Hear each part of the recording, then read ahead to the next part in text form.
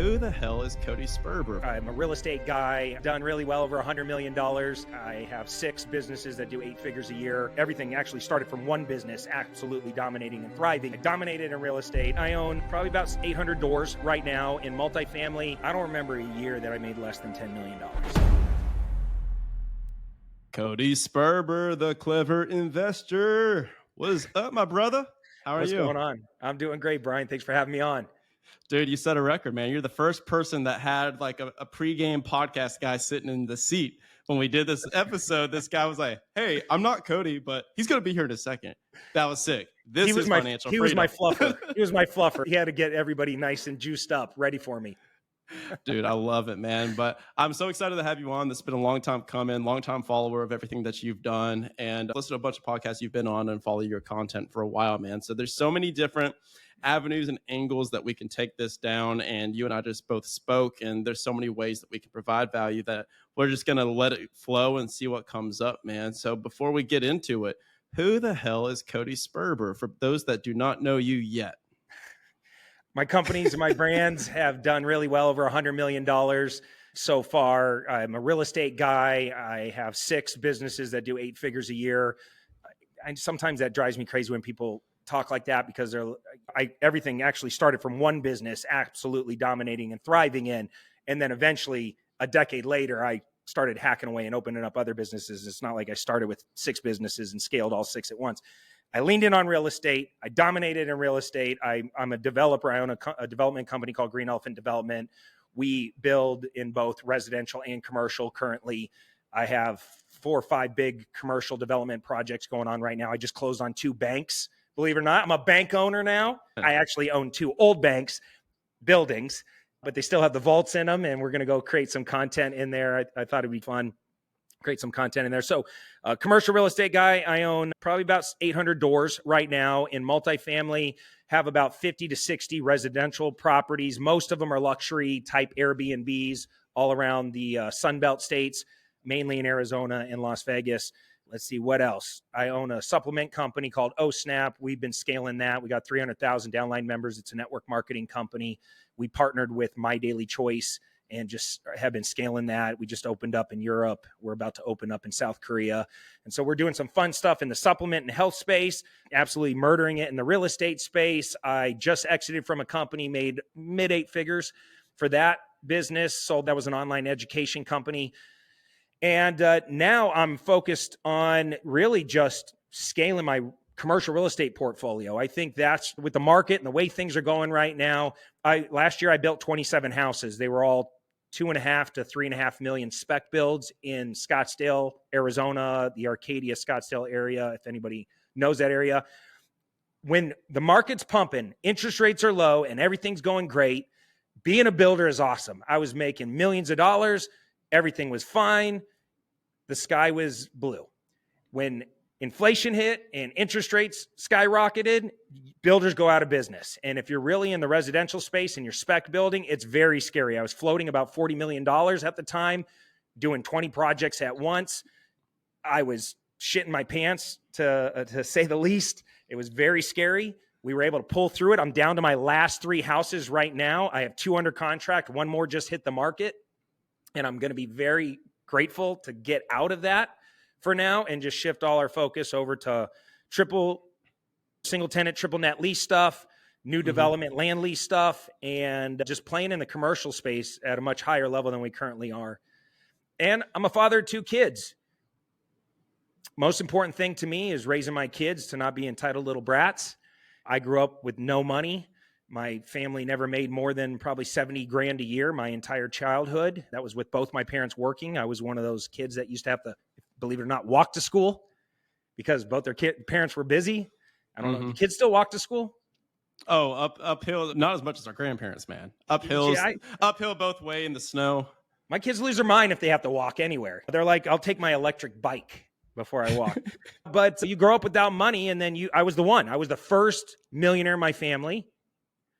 I went to the Navy, got out of the Navy, and went to college, got straight A's in college. First time I ever got straight A's in my life. Got straight A's in college, got into real estate, blah, blah, blah.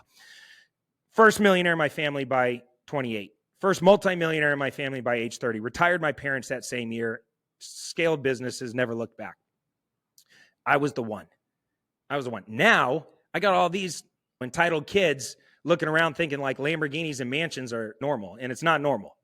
So my number one goal in life is, how do you raise these kids to not be entitled, to actually have drive and ambition and focus and want to go out there and still dominate and murder it, but from a platform where they can pick up the football and run it further down the field than I did, which I think is their obligation. And a 13-year-old and a 14-year-old right now, most of my time, free time, goes to raising them right. Love it, man. So yeah, you've got a lot of different pens and a lot of different inks, man. So there's so many different ways that we can take that. The first couple that I wrote in my notes is, number one, you just sold an online education business for multi 8 figures. What goes into making a decision like that, as opposed to just hiring a CEO and then having a different person manage the day-to-day and then maintain the operations? And then also, when it comes to whoever you sold it to, I'm sure it was the strategic buyer, but how do you package an online education platform to actually go to market? Yeah, step one was building the damn thing and getting it to scale. And so we had really great profit margins. We built a really great brand, million-person email list, tons of great products and services. We had a machine. We built the machine. And so I knew it would sell. It was a very sellable business, but it took the right type of buyer. So the buyer that bought us was in our space, had a little bit bigger of a platform than us, massive organic reach. There was a ton of strategic alignment between the two of us. We were operationally phenomenal.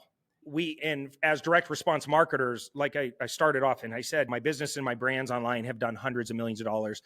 It's very difficult to sell $100 million worth of online education. And so we had cracked that code, and people wanted to know what that code was. And first off, we had 4 or 5 buyers. This one was the best. How you sell it is really, for me, just making sure that my team was well taken care of. I knew that I would be good with the profit and the payout that I was going to get, but I wanted to make sure that the buyer assimilated my entire team and gave them a path to staying on board and scaling this thing even further. It was really a 1 + 1 = 11 decision for me. I knew that this particular buyer would scale us to $50-60 million a year pretty quickly from where we were. And it just made sense. Now, it was part cash, part terms deal. So it's never something where you just roll in and someone's like, here's $25 million in cash. It doesn't work. Have fun. Yeah, I wish it did, but it didn't. We got some cash up front. I took terms on the back end. It was a really great terms deal for them. And I think that's the part, for my real estate business, I always would roll into talking with the seller. And what made me deadly, and I would always get deals over my competitors, is I had multiple, it was like chess for me. I had multiple ways to structure that deal. I never just came in with one tool. It's not like I just made a cash offer. I was doing cash. I was doing terms. I was doing partnerships. I was doing all these creative things to try to figure out what's the best fit for both of us so it's a win. Same thing happened here. I just found, I knew what their needs were. I found out how to solve them, and we created that alignment. I love that. But you also said something that's very important that I don't want to gloss over, and I want to let you riff on, which is, how long have you been doing this? 20 years? As an entrepreneur, since I was selling candy and eventually selling drugs. Yeah. That's pretty entrepreneurial, right? Selling Attaboy. Candy out of your backpack. I think that's entrepreneurial. Yeah. But officially, second I got out of the Navy at 22 years old, I started a company. I'm 45 now. Yeah. 23 years. So you've been at this for a while. So some people may be trying to compare their level 1 with your level 37. You know what I mean? And a huge thing that you said is you didn't create all these companies all at once. You didn't scale all these companies all at once. And people see millionaires have 7 streams of income. And they're like, oh, okay, cool. How many people do you know? I know a lot. Oh, I've got 5 laundromats, 4 commercial buildings. I'm doing like short-term rentals over here, and I've got a bookkeeping business and a virtual assistant company over here. And none of them are stabilized. They're all in the active management stage. So Can you talk about how you did it, about the importance of starting with your one thing, getting it stabilized, and then branching off into ancillary businesses? Because I think so many people miss the mark there. Yeah. So one of the things I took from the military is systems and processes, right? Everything has an SOP. Everything is, you're held accountable for every action to the hour. And so when I first got in the real estate business, I realized very quickly that most real estate people were very disorganized. They were winging it all over the place. And obviously we know winging is not a strategy. So I was like, God, I got to systematize this. And so every Saturday I did something called System Saturday, where I challenged myself to create one SOP around a process within my investing business. I never wanted to, the second I flipped my first house, I was in love. I never wanted to do anything else with my life. I thought, if I can be the world's greatest creative real estate investor and go from residential eventually to commercial and build this massive real estate portfolio, I'd be happy as can be. I'd float into work every single day. I'm the weird guy that dreams about real estate deals. Like, I love the art of deal making and the architecture of real estate. So I leaned in on that. And for 10 years, I never picked up my head. I just did real estate. And I got really freaking deadly at it, to the point where everybody in town knew my name. They all, I went from struggling to get deals to everybody bringing me deals, from nobody wanting to take my call to everybody trying to get my attention. And along that path, I was building a brand. I didn't know I was building a brand, but I was building a brand because I would call myself the clever investor. And it just, every single time I ever opened my mouth, hey, Cody Sperber, the clever investor here. And it just started connecting me with this concept of being the clever investor. And if you meet somebody at a networking event and they're like, hi, I'm John, you're like, cool. I know 4,000 Johns. I'm going to forget you in 3 seconds.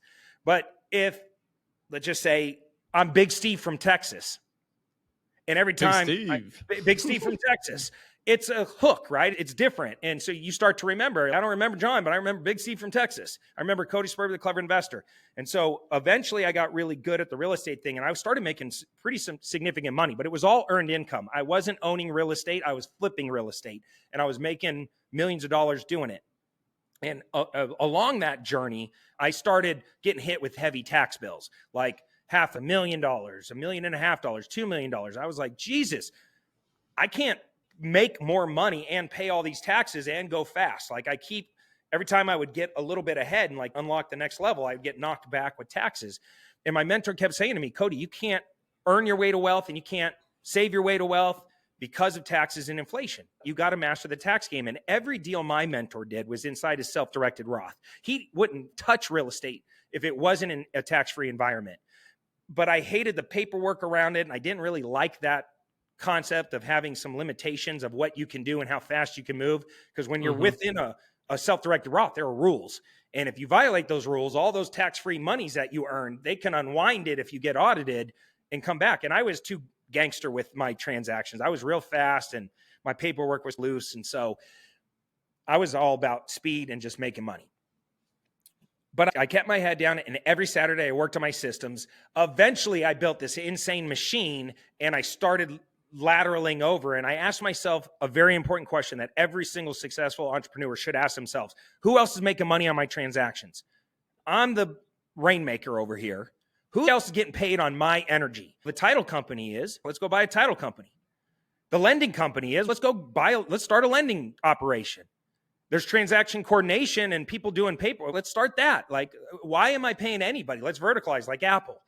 And so that's how I started scaling outside of just my real estate business. Is I started buying or starting businesses in the same vertical, but that were supporting ancillary businesses. So that was phase one. While I was building a brand, then social media came out, and all of a sudden I started getting noticed outside of my local market. And people would come to me because I was the first social media influencer in the real estate space to break 1 million followers. I was the first one to get the organic blue check mark back in 2016, 2017. Nobody knew who I was. They were like, are you a celebrity? Like, I don't get it. Why do you have this? And nobody can understand that the same way I marketed my real estate business was the same way I looked at social media platforms. I just thought, this is a hackable platform. Instagram is hackable. It's so easy to scale an Instagram page. Once I figured it out, I was like, oh, there's just another marketing channel for me, and I'm going to outmaneuver everybody. And so I was scaling that brand, the Clever Investor brand, on Instagram. And I needed a way to monetize it. And at the same time, everybody was coming to me saying, Cody, you're the best I've ever seen. You have the best systems, the best processes, the best software. And they were throwing money at me. Will you mentor me? Will you coach me? And at first I was like, I had this chip on my shoulder. I was like, I'm a real estate investor. Like, those who don't do teach. I don't want to teach. I want to do real estate. But it was one guy literally came to my office, put $10,000 cash on my desk and said, I want to shadow you for a day. And I looked at him and I'm like, you're going to pay me 10 grand to just for one day? He's like, if you give me your systems and process and blueprint, I'll pay you 10 grand. Okay, give me the money. Next thing, my first coaching client. We shadowed me for a day, went out there, took my system, ran with it. A couple weeks later, I get another call. Hey, you coach so-and-so, can I do the same thing?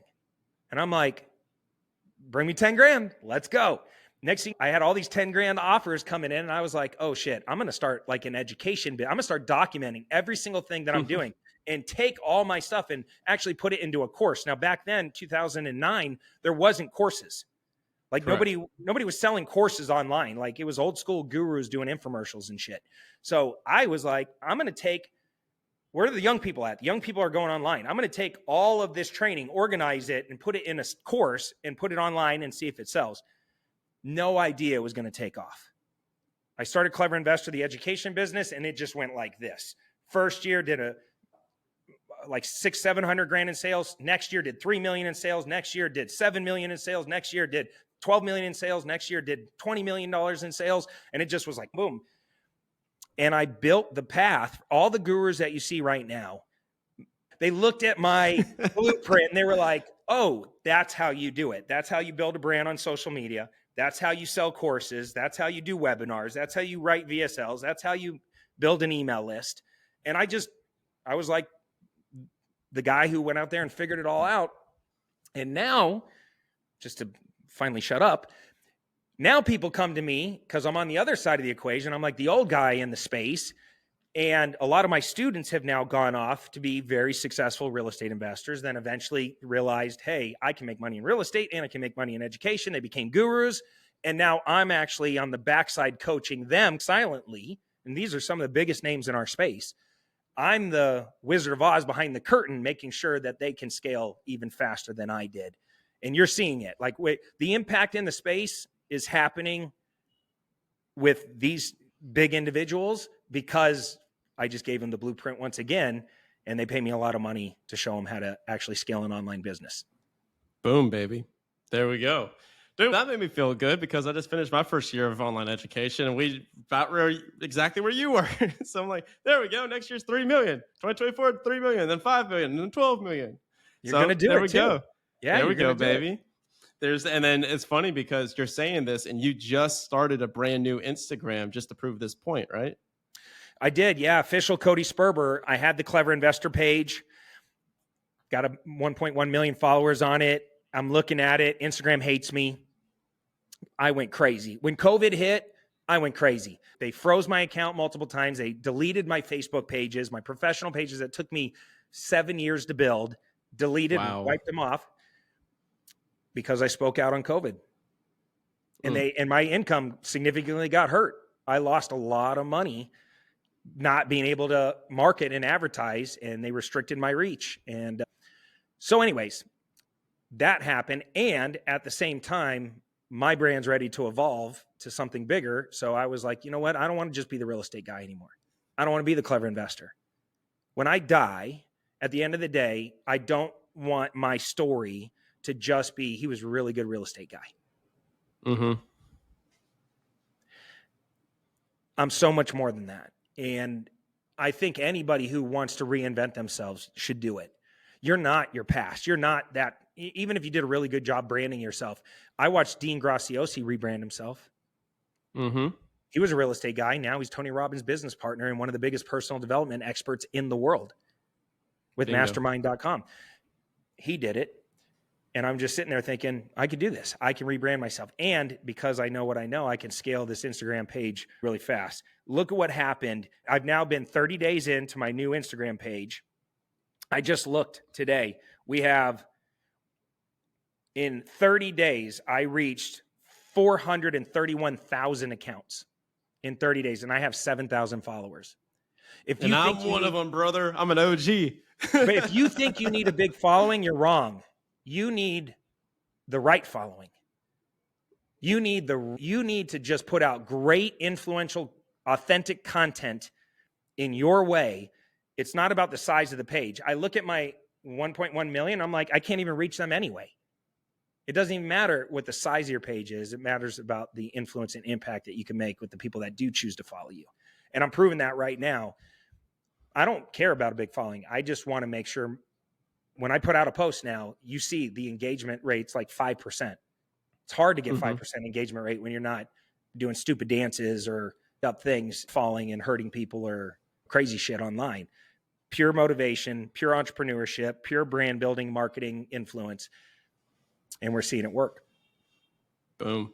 And it's crazy that you said that because it goes back to the power of email, and where email is the one thing that they can't take away from you. It's like when you grow that list, that's what you can keep, because you're building territory on rented land. When it's like Facebook or Google or Instagram or TikTok, they could take it away from you at any given moment, right? People don't really realize, like, my real business is email marketing. That's really, if I'm not doing actual real estate deals, if it has anything to do with online education, I'm actually a direct response email marketer. That's how we make all our sales. That's how our goal is to build and scale brands on social to pull people off of social into our email list. When my email list had, 1.1 million people on it, we probably pull about $11 million per year out of the email list. And it's sending one email a day. I send an email every single day of the week. If there was one skill that if there was a young person watching this and they were like, okay, Cody, just give me one skill that I can lean in on to guarantee that I'm going to make millions of dollars, I would say it's the art of copywriting. If you can learn how to write copy, you can write your own paycheck. And for a long time, I wasn't writing my own copy. I had other people on my team writing copy, and it never was hitting. It wasn't resonating. And I would see stuff go out, and I'm like, that's so corporate. That's so boring. That's so bland. And one day I just got pissed, and I'm like, you know what? I'm going to start writing my own copy. This is my voice. I'm going to write the emails. I'm going to do the sales emails. I'm going to do the follow-up emails. I'm going to do the relationship building emails. I'm going to write the newsletter. I'm going to do it all. And at first it was, I don't want to say painful, but overwhelming a little bit. Sure. And then I started developing better and better copywriting skills. Nobody taught me. I never took a course or anything like that. I just was authentic and funny and put it out there. And I started to build this email list and train my email list to resonate with my copy. Now I know exactly if I want to, let's say it's New Year's, we're going to do a mentoring push. I know exactly how to hack the email system to get an insane amount of email mentoring applications. Quick example. Everybody sends out emails consistently from their name or their company name, their personal name or the company. It's like the email's coming out from Cody or Clever Investor. You know what email I sent today? You know what it came out from? Where? Your Wallet. Your Wallet was the from name of my email. You know what the subject line was? What? We need to talk. I animated a wallet and wrote all the email copy around this wallet who was at the ATM, and he ran into his other friend with another wallet, and they were having this conversation, and he realized the other guy's wallet had a ton of dough in it and ours was totally empty. And we set off 2023 with all these great intentions, but we didn't end right. So now we're here in 2024 and we got to figure out how to get back on track. And there's wallet jokes in there and there's all kinds of stuff. That email crushes because nobody sees it coming. They don't realize that you don't have to play by this templated corporate rule book. You can animate things. You can do avoid names. You could do my Nikki, Cody's assistant, can be the from name. I split test everything. I dial in my copy to the point where I'm like a surgeon. I'm so strategic with it. I know if I send out this email, I'm going to get 300 mentoring apps. But if I send out this email with this different subject line, I'm going to get 500 mentoring apps. That boost could be the difference between having an average business or a phenomenal business. So the art of copywriting is the skill. Do you have any advice for people to learn copywriting? Because that's something I'm passionate about myself is copywriting, and it's something that I'm actively improving. So do you have any advice or resources that you would direct people towards?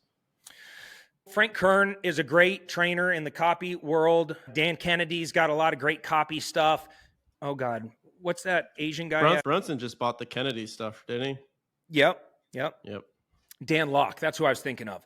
Dan Locke has a really great copywriting course. What I did is I just Tinkered.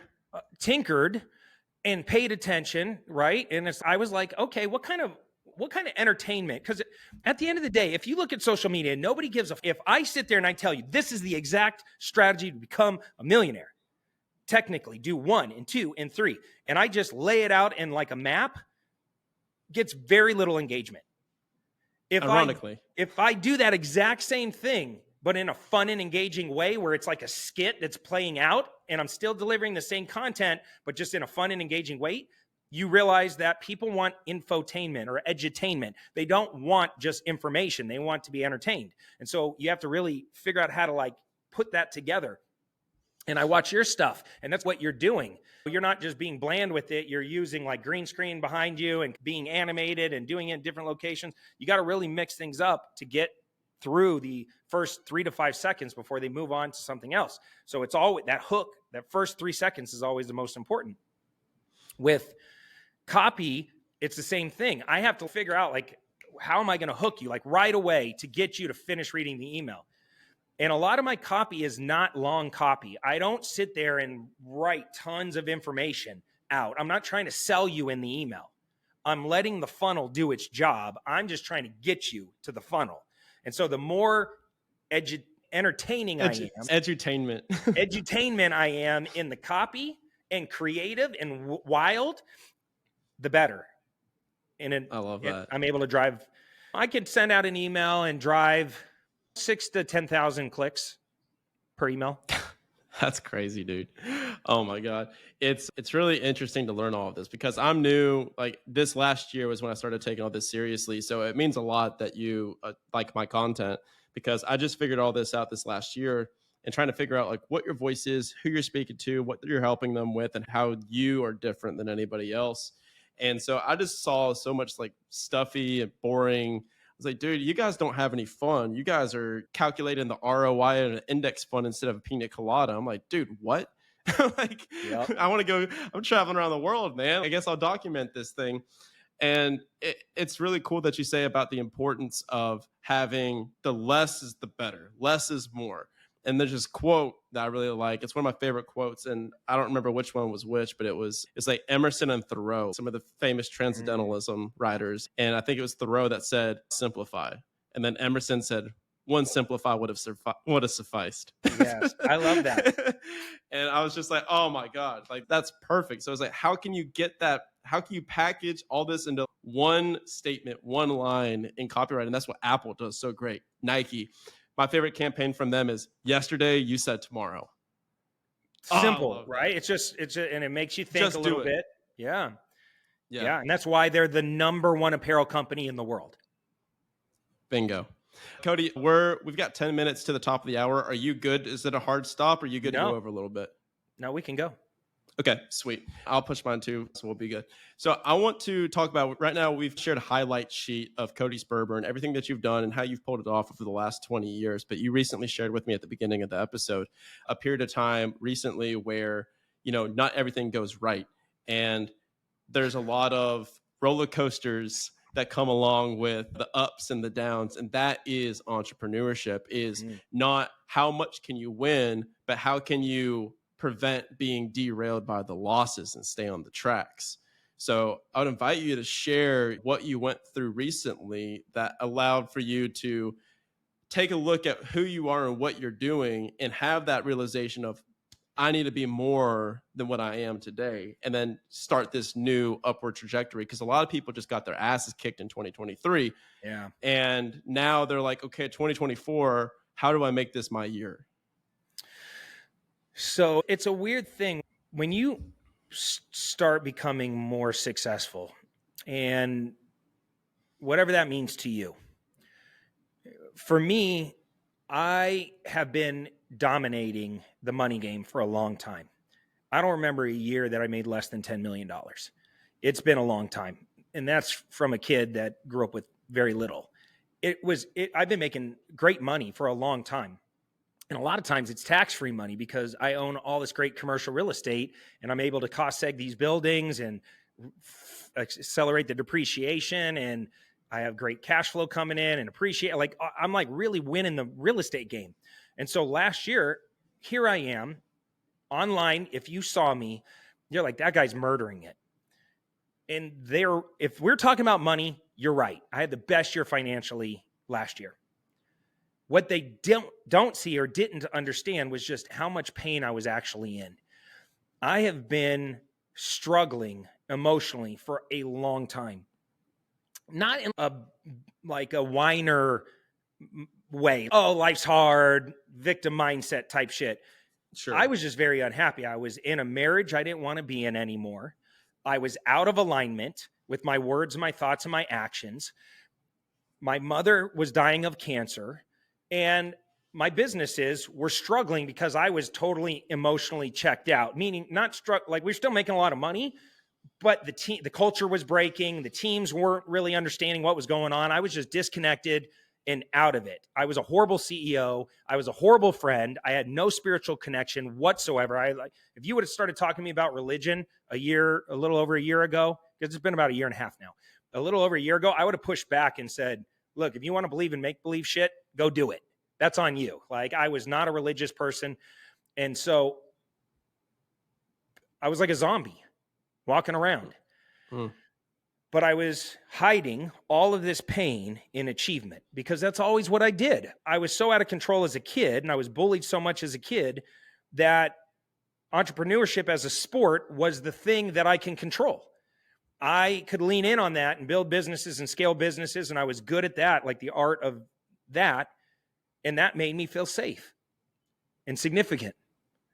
So I would buy the Lambos and I'd buy the houses and I'd borrow significance from the wealth that I was creating and the things that I was buying and the luxury items.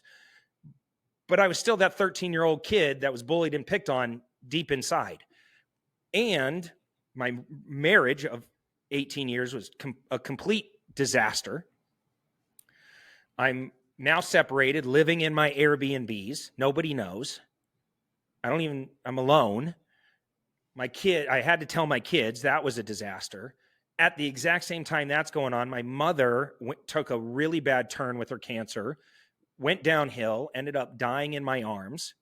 My dad was losing his mind in the corner. I'm giving my mom the morphine and the lorazepam or whatever it's called, trying to just make her feel okay while she was passing. And you find yourself in this place where you're in rock bottom's basement. And I was looking around going, how in the did I get here? How did I make so many poor decisions to obliterate my marriage, to be so disconnected from everybody, feel so horrible, and feel very little hope for the future?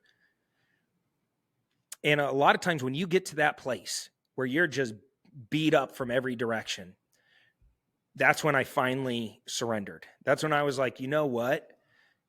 I can't just be known as a guy who makes money. I need to be more whole.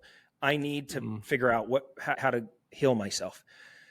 And I checked myself into this place in Scottsdale called Psychological Counseling Services. I went to a week-long intensive. I wish I would have done it a decade or two earlier. It was such a game changer for me because I stopped all business activities. I didn't go online for 7 days. I didn't touch an email for 7 days. I didn't talk to anybody for 7 days. I dipped out. I told all my team members, guys, I have to do this for myself. Like, I'm having a breakdown. They all supported me. I went and did this really aggressive 14-hour-a-day intensive. We did every type of therapy under the sun, one-on-one, group therapy, horse therapy, acting therapy, EMDR, breath work, somatic release breath work. We did everything. We built trauma eggs. We did intimacy circles. We did all these crazy things. And as I was going through all of this stuff, I realized just how much pain and trauma I had been carrying around my whole entire life. And what we don't realize as people is you have a subconscious programming. Your subconscious programming determines how you react to everything. You want to be a deadly entrepreneur, you need to learn how to control yourself. You want to be a really good friend, you need to learn how to control your reactions. I was losing my mind. You ever ask yourself, like, why did that piss me off so bad when that person cut me off in traffic? Yep. It's morning time. Everything's fine. I'm driving to work. I'm not even in a hurry. But here I am cussing somebody out when they cut you off, losing it. And then the next 3 hours of my day are a mess because I'm just like hot. Why does that happen? It happens because you're out of control subconsciously. And what I realized is that I failed in my marriage. I was out of alignment with my words. I was failing as a business partner. I was failing spiritually because you cannot give what you do not have. I couldn't go around and be a great business partner and be a great significant other to my wife. I couldn't be a great dad to my kids. I thought I was doing okay because I provided them shit. That's one of 3 things that you have to do for your family. I was really good at one and failed miserably at the other 2. And that's because I wasn't giving them unconditional love. I wasn't showing up and being a present man, being a great protector, providing safety. I was just being a provider of shit. That's it. But I wasn't present. I was emotionally checked out over here running these businesses, and that's where I hid. And I wasn't a great protector because I provide no safety. And so you can't give what you don't have. I couldn't give unconditional love because I didn't have unconditional love for myself. And that was the big light bulb moment where I was like, wow, you've been chasing significance your whole life. You've been fighting to build this big brand and look awesome online and to make all this money, when in reality, you're just a hurt kid. And you can't unearn it. And if you would have asked me before I went to therapy, was your childhood okay? I would have said, yeah, I was never molested. I was never abandoned. My parents were great parents. Everything was okay. But we all have our shit. And once I started unpacking it, I started realizing, wow, no wonder I don't like religion. When I was 10 years old, my grandparents, who were recovering alcoholics that turned into very aggressive, what's the religion where they handle snakes and stuff? Oh, Lord. Pentecostal. Yeah. They were heavy Pentecostal Christians, right? And my grandpa pinned me in a corner one day and spoke in tongues for 15 minutes and lost his mind on me and shook me and told me I was going to be a great pastor someday. And you wonder why I rebel against religion. I was scared of it. My mom was bisexual. She cheated on my dad with another woman. I walked in on it. I forgot that I even witnessed this because I was a little kid. But as you start going through these therapies and start unpacking things, you're like, my dad cheated on my mom cheated on my dad, all this shit's going down, and I forgot all about it. Because you know what we do as entrepreneurs? We're professional at hitting a wall or having something really heavy happen to you, and then we compartmentalize it, and we bury it, and we move on. And we compartmentalize it and bury it and move on. And we get really good at doing this. That's how we're able to take on all this pain and pressure and hardships and keep moving forward. Because if we held on to all of it, it'd be like an anchor dragging us backwards. And this is why some people aren't cut out for entrepreneurship, because they can't handle that. They don't know what to do with it. But psychopaths like us take it and we bury it and we move on. And I was doing that my whole life and didn't even realize it. And I finally stopped long enough to address it. And then over the next year, I made myself a commitment. When I came out of therapy, I said, you know what? I'm going to be a great provider. I'm going to be extremely present. I'm going to be a great protector. I'm going to be the world's greatest partner. I'm going to be the world's greatest significant other. I'll never fail in a relationship again. I'll never cheat again, because it's so easy to have a marriage where you're an entrepreneur and you're out there dominating and kicking ass, but you're so disconnected from your family. And it doesn't happen immediately. It's 1 degree. It's 2 units going 1 degree in different directions slowly over a long period of time. And you just wake up and you're like, oh, my family's on the other side of a canyon now. Shit, like what happened? And you're so disconnected from it and so turned off. Like with my wife, my ex-wife, we became just friends. She's a perfect 10, one of the greatest human beings to ever walk this planet. I absolutely adore her as a human being. And she showed me so much grace during the divorce. I can't even imagine. I don't even know how she turned out to be such an amazing human being. Like, kudos to her parents, because she is world class.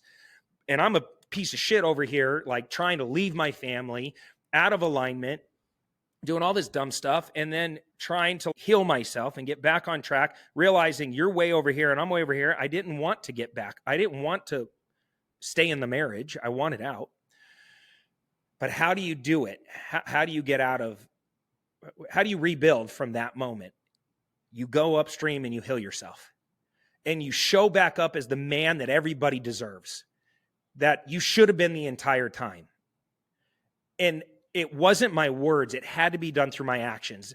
For the last 2 years, I have done nothing but put in the work to be the man I need to be. When people ask me, like, what does it take to be successful? It's who do you need to become to be the person that deserves the success, that can handle the success? That's been my journey for the last 2 years. And it's been great because now I have a phenomenal relationship with God, my creator. I'm working on it every single day. I'm great friends with my ex-wife. We talk all the time. I am a super parent to my kids. Absolutely adore me now. My daughter's 13. She tells me secrets. We're super connected.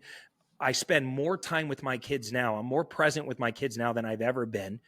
It's like I've been blessed with this second chance. I'm making more money than I've ever made. Opportunities are coming from every direction. I'm in alignment with all of my words. My partnerships are strong. 2024 is going to be a phenomenal year. I feel like the weight of the world, all these lies, all this bullshit has been lifted off of me. I'm in alignment with my purpose. And that all happened, and the catalyst was my mom's death. It's like that rock bottom thing had to happen to force me to slow down long enough to realize that I'm my own worst enemy and I got to do something about it. And so if you're an entrepreneur playing the game at a high level right now, have you tried somatic release breath work? Yeah. Have you gone upstream and healed your shit? Because you want to know how to unlock the next level and you can't figure out how to do it. How to do it is stop and get present and go backwards a step. Fix your shit.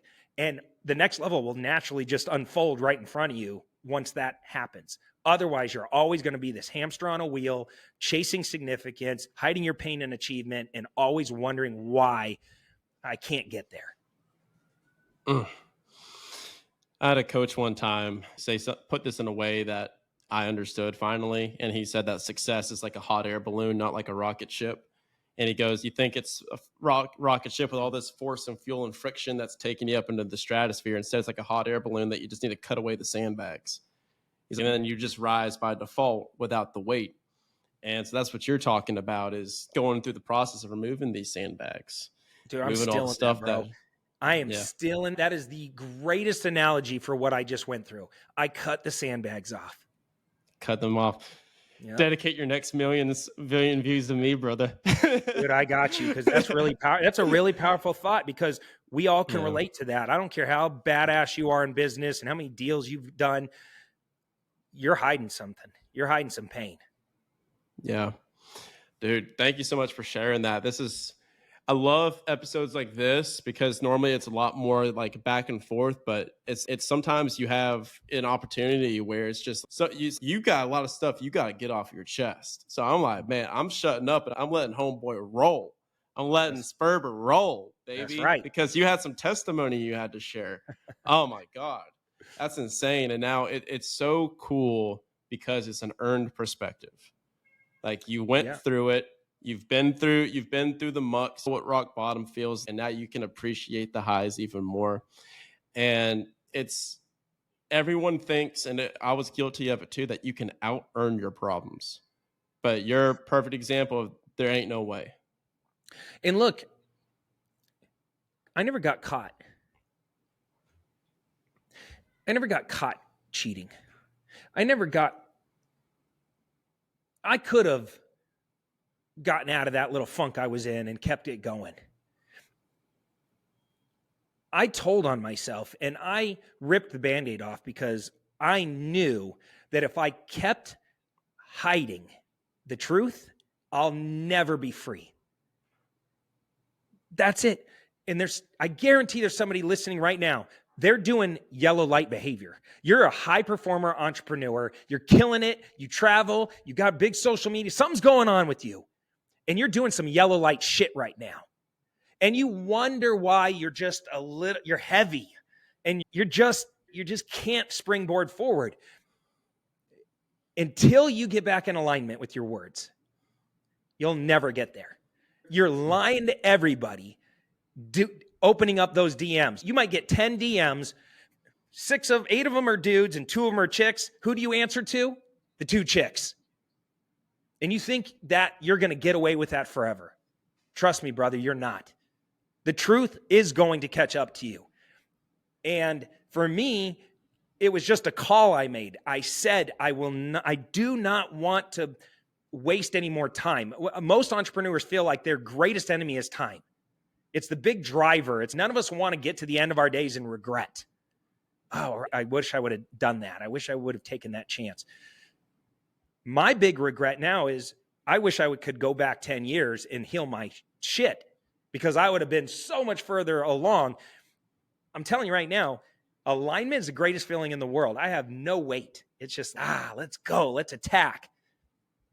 So no yellow light behavior. Yeah, the audio's matching the video. That's one of my core tenets in the business. Does the audio match the video? You say a bunch of stuff, but are your actions lining up with it? I love that, man. Oh my God, dude. So with all of this being said, like I can't think of, I want to end it there on the high note. Where can people find out more about you? If they want to get in touch with you, if they want to partner with you, if they want to learn more about you and your businesses, where can people go? Because you have so many different resources. Yeah, I sold Clever, but you guys, if you want real estate education, go to Clever Investor, cleverinvestor.com, or follow Clever Investor on all the social channels. My personal Instagram is @official Cody Sperber. I pissed off Instagram so much that I can't even get the name Cody Sperber. I have to be official Cody Sperber. They actually blacklisted my name, believe it or not. Fun. Isn't that crazy? I was talking so much shit about COVID. They blacklisted my actual name when they deleted my Facebook page. Dear Lord. I know. So @official Cody Sperber. But look, I want to do real estate deals, but I want to do big boy deals. I'm not looking around with single family houses anymore. I've done that for 20 plus years. I'm ready to just focus on big stuff. I just purchased a couple banks, old banks. I have a 67-acre development that we're doing in Sholo, Arizona right now that's going to have some mobile home stuff on it, some self-storage, and a 181-unit apartment building. We closed on a 432-unit institutional grade, Class B institutional grade apartment building in Arcadia, Arizona for a little over $130 million. We just did that at the end of last year. So these projects, I own the Hard Street corner on Chandler and Cooper in Chandler, Arizona. We're going to subdivide that land into 4 different parcels and probably do a car wash and a gas station and some other commercial stuff on there, maybe a hotel. Doing a lot of entitlement stuff, a lot of big commercial projects. These things take lots of money, and all we're focusing on is the development side of it, the asset management side of it.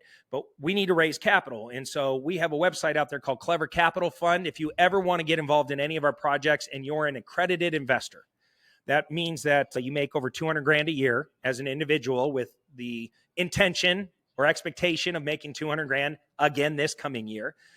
Or if you're married, $300,000 a year, or you have $1 million in net worth. And there's websites out there you can verify that you're an accredited investor. If you're an accredited investor, then we want to talk to you because all of our funds require you to be accredited. We're not really messing with non-accredited investors, but we need to raise lots of capital to do these deals. We have great equity funds where you can participate in the profits of these deals, earn 12, 13, 14% along the way, and get some equity splits.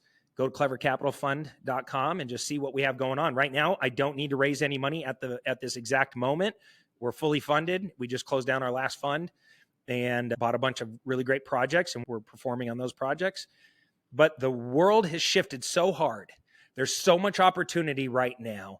If you look at the hundreds of billions of dollars worth of multifamily projects that are resetting right now, and I actually own one of them. I bought an 81 unit apartment complex 2 years ago. We paid $15 million for it. We were going to renovate like 25 of the units and then sell it after we lifted the rents up and renovated a third of the units. We got a short-term loan.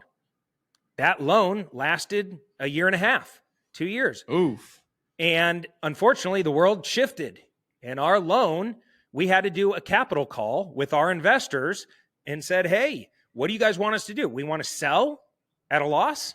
Because our original plan of flipping this thing after we lifted the rents and renovated part of the units isn't going to work anymore because the market pulled back and rents pulled back. It was the only property we were like developing, speculating on. You got to go back 2 years. Interest rates were low. Market was pumping. Everything looked great. We were going to be in and out in 18, 20 months. Boy, that plan shifted hard. And so we had to actually all pile in more money and we did a capital call and we got a new loan to buy us another 5 years. We were lucky. We're one of the lucky ones. We were able to do it. And the partners that were involved all were cool with putting up more money to buy us more time. There's hundreds of billions of dollars worth of these multifamily projects where they're not able to do that. Their investors are going to lose their ass. And those properties are going to sell in distress and trade hands. We want to be positioned to be able to take advantage of a lot of that stuff. And so when the market shifts like this, like Warren Buffett says, the tide goes out, you see who's wearing underpants. And that's where the opportunities are. And so that's what we want to focus on. If we would love to work with you if you're an accredited investor. Boom, baby. Clevercapital.com. Clevercapitalfund.com. And guys, we'll have all the links to Cody's Instagram and his fund in the show description. Brother, thank you for coming on. Thank you for sharing your truth. Thank you for being vulnerable. This could have just been a highlight reel, but you opened the kimono. And, dude, I appreciate it. Dude, thanks for having me on. Appreciate you. And it's been Brian and Cody with the Action Academy podcast. Signing off.